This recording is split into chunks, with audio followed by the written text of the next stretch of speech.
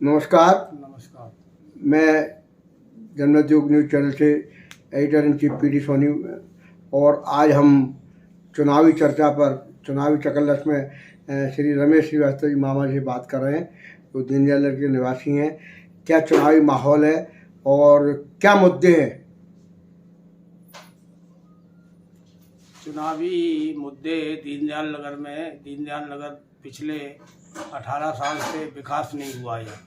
जो नगर housing board ने जब ये नगर निगम को हस्तांतरित की थी कॉलोनी, उसी समय की सड़कें बनी हुई हैं। जब से सतीश सिकरवार और शोभा सिकरवार महापौर और विधायक बने हैं, उनके द्वारा पिछले 2 साल में और शोभा सिकरवार के द्वारा पिछले 1 साल में यहाँ करोड़ों रुपए के काम करवाए गए हैं और कार्य चालू है। वो चुनाव की आचार संहिता के कारण अभी काम रुके हुए हैं। जी,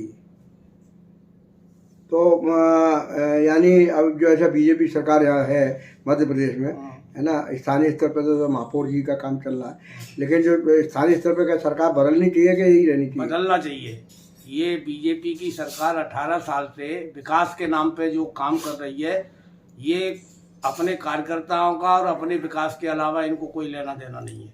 आम जनता का मतलब ये है कि जो जनता वोट डालती है, जिस जनता की वोट डालने से सरकार बनती है, उस जनता की भलाई के लिए ये सरकार कोई काम नहीं कर रही।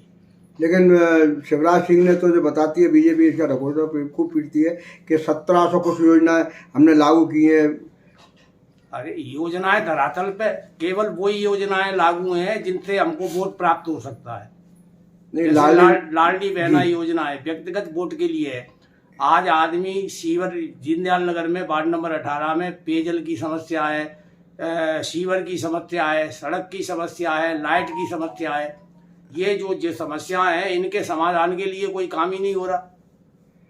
तो जब से यहाँ मतलब महापौर जी आई हैं, उन्होंने क्या क्या विकास कार्य किए? उन्होंने कई सड़कें इनकी इसी इलाके में 3-4 सड़कें बनी है, कई करोड़ों के, मतलब महापौर निधि से, विधायक निधि से और नगर निगम की निधि से यहाँ सड़कों का जो काम हुआ है, वो पिछले 18 साल में सबसे ज्यादा पैसा वार्ड नंबर 18 में लगा है और नगर निगम का सबसे बड़ा वार्ड है ये। अच्छा। और यहाँ जो है थोड़े बहुत पैसे का काम नहीं है। यहाँ दीनदयाल नगर है, शताब्दीपुरम है, आदित्यपुरम है, आस्था नगर है।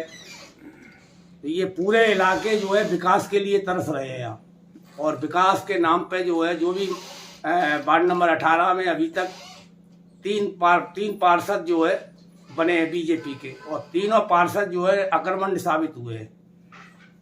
तो भाजपा तो बहुत लोग बात करती है, सामने सब किया, ये किया, तो क्या यहाँ से क्या स्थिति है लोग विधानसभा चुनाव में? विधानसभा चुनाव में यहाँ से कांग्रेस प्रत्याशी की जीत। कौन है प्रत्याशी कांग्रेस के? कांग्रेस का प्रत्याशी कौन है? बिल्कुल नहीं, कौन है प्रत्याशी यहाँ का? सतीश सिकरवार। अच्छा। और पिछले महापौर के चुनाव में भी इस वार्ड नंबर 18 से जो है महापौर चुनाव जीत के गई थी। एक लंबे समय से मंत्री रही हैं माया सिंह, उन्होंने पहले अपने कार्यकाल में बहुत काम किए हैं। वो जो दावा करती हैं मैंने बहुत काम किए हैं, मेरा बहुत क्षेत्र में घर घर में मेरी पकड़ है। अरे महापौर ने जो माया सिंह जी के काम है, तो आप धरातल पर देखो ना, अभी कितने काम किए। 2018 में जो सड़कें नगर निगम ने यहाँ माया सिंह के कार्यकाल में बनी थी, वो 1 साल भी नहीं चली।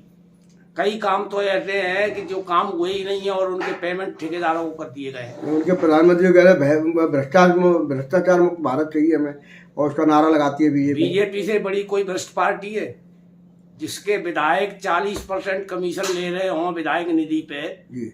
उससे बड़ी भ्रष्ट पार्टी कोई हो सकती है क्या? आम मतदाता से आप क्या अपील करना चाहेंगे? आम मतदाता से अपील करना चाहते हैं, कांग्रेस पार्टी जो है सर्वहारा वर्ग की, किसान हितैषी, शोषित मजदूर और गरीब आदमी की पार्टी है, और उनके हित और ध्यान के लिए हमेशा काम करने वाली पार्टी रही है। और सतीश सिकरवार का जो उद्भव है राजनीति में, वो बिल्कुल जमीनी स्तर से हुआ है, और वो आदमी जो है निचले स्तर से ऊपर की तरफ को उठा है, तो उसे सारी चीजें मालूम है। कोई महल से नहीं आया है, न किसी बड़े आदमी के पेट से। उनके पिताजी बहुत साधारण व्यक्ति थे, उन्होंने राजनीति में विधायक रहे, लेकिन निचले स्तर से उठ करके ऊपर की तरफ को आए। तो जो व्यक्ति नीचे से जब ऊपर की तरफ आता है, तो उसे अपने वर्ग की, अपने क्षेत्र की, और जिस वर्ग से वो आते हैं उस वर्ग के लोगों की समस्याओं का भली बात ज्ञान होता है।